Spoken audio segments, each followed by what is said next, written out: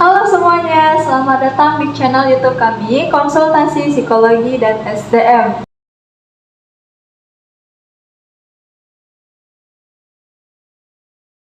Jumpa dengan saya Novia Arleni dari Biro Psikologi Karya Tunas Bangsa Palembang. Kali ini kita akan mengobrol santai bersama Kak Indra. Beliau adalah Direktur Karya Tunas Bangsa.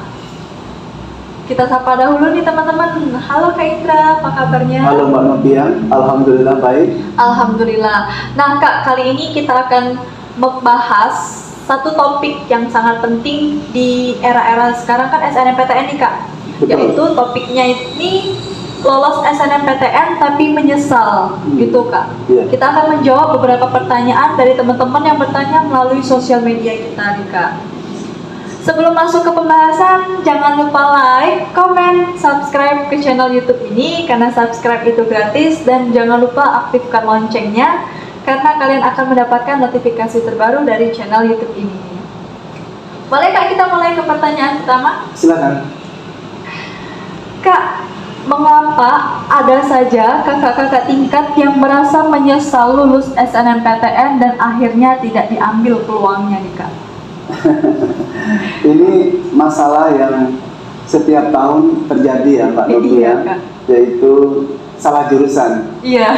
Jadi jurusan yang diambil bisa jadi bukan atas kemauan mereka, tapi mungkin paksaan orang tua. Ya. Yang kedua, siswa memilih jurusan hanya karena ikut-ikutan dengan teman atau mungkin pacar. Aduh. Nah, atau mungkin gengsi ya, gengsi yang penting lolos dulu, diterima dulu di SNMPTN, tidak peduli grade yang diambil itu paling rendah sekali. Melihat, wah ini pasti diterima nih, saingannya sangat sedikit misalnya. Nah, setelah diterima, lolos, mungkin dapat ejekan dari kanan kiri, lalu mungkin saran dari orang tua juga, akhirnya menyesal, tidak daftar ulang ke jurusan tersebut.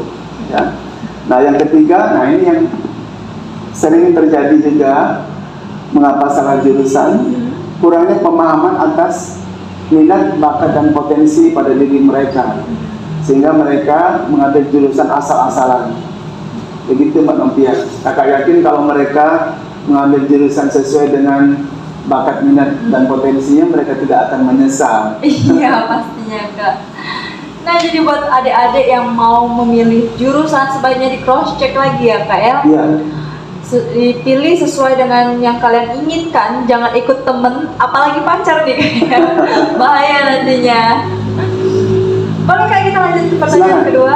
Yang kedua, Ada nggak sih Kak dampak yang akan terjadi jika siswa salah jurusan tetapi tetap mengambil jurusan tersebut? tentu saja Mbak Novia, terkait dengan prestasi akademik ya. Jadi prestasi akademiknya kurang optimum. Mengapa? Karena mungkin kesulitan dalam memahami mata kuliah atau jurusan yang diambil nantinya. Ya, kesulitan memecahkan persoalan sehari-hari, ya kan? Atau mungkin juga terjadi pengulangan mata kuliah yang diambil karena tidak termotivasi belajar. Akibatnya berimbas pada waktu dan biaya. Lalu timbul rasa tidak nyaman dalam kelas, merasa minder atau kurang percaya diri, ya kan? Mungkin sering diolok-olok oleh temannya karena salah jurusan, akhirnya menarik diri dari pergaulan dalam jurusan tersebut. Nah, bisa jadi, nah ini yang paling parah, ketika mereka sudah menyelesaikan studinya 4 sampai 5 tahun bahkan lebih, begitu lulus tidak ditekuni ilmunya. Akibatnya ya mubazir kan, sudah kuliah, buang waktu, tenaga, biaya, tapi tidak ditekuni ilmunya. Seperti itu Mbak. Gitu ya. Jadi teman-teman balik lagi nih Kak ya, harus benar-benar pilih jurusan yang sesuai karena nanti udah habis waktu, habis biaya juga yang kebuang Iya, Kak ya. tentu.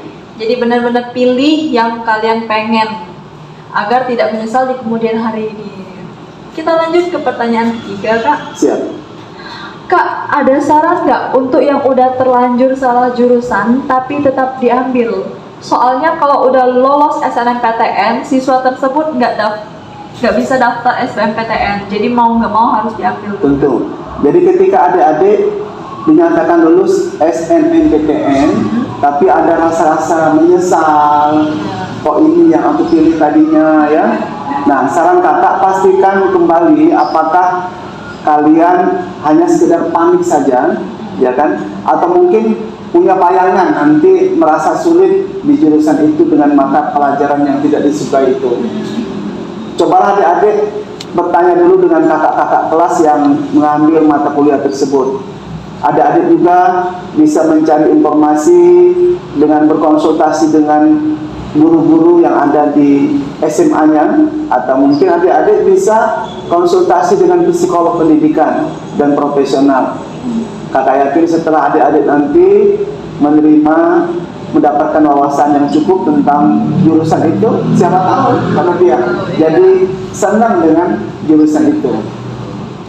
Nah, jadi buat adik-adik sekalian yang udah lolos SNMPTN jangan langsung menyesal nih. Diambil dulu ya kak ya, dijalani dahulu. Mungkin awal-awal shock, kok jurusan ini yang kepilih kan karena bukan minatnya tadi. Mungkin lama-kelamaan bakal jadi suka ya kak dengan pelajaran, dengan jurusan dan yang akan datang nanti. Oke kak, kita lanjut ke pertanyaan keempat ya kak. Silakan. Kak, apa ada konsekuensinya ketika mereka mengundurkan diri di jurusan yang mereka pilih padahal udah lulus SNMPTN nih kak? Tentu Manopian, ada konsekuensi yang akan mereka terima ya. Yang pertama itu, peserta yang dinyatakan lulus itu mereka tidak bisa ikut UTBK SNMPTN, seleksi bersama. Akibatnya apa? Ya, mereka pasti rugi kan? Iya. Lalu, nah ini yang paling kasihan dengan adik-adik tingkatnya. Ini berdampak pada pengurangan nilai indeks sekolah dari perguruan tinggi negeri yang bersangkutan. Bahkan bisa mengurangi jatah para siswa untuk mengikuti SNMPTN tahun berikutnya. Itu Mbak.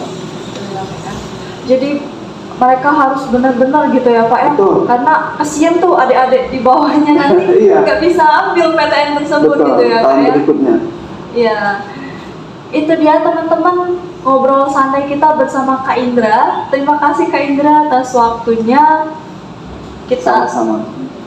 Jadi adik-adik buat yang mau pilih jurusan, pilih lagi, cross check lagi grade-nya seperti apa, jurusannya apa, nanti mau kerjanya kemana, lalu lihat juga mata kuliahnya apa aja yang pengen kalian dalemin gitu.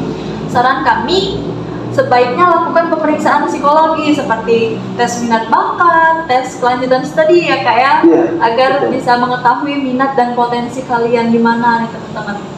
Bagi bapak dan ibu, para orang tua yang ingin mengetahui minat dan bakat anaknya, kami Biro Psikologi Karya Tunas Bangsa siap membantu dan melayani Anda semua. Mungkin cukup itu saja. Jika ada teman-teman yang ingin bertanya lagi, silakan ditanyakan di kolom komentar di bawah. Boleh juga ke email kita karyatunas1@gmail.com atau DM IG kita @biropsikologi_karya_tunas_bangsa di deskripsi kita nih teman-teman. Oke, cukup sekian dari kami. See you in the next video.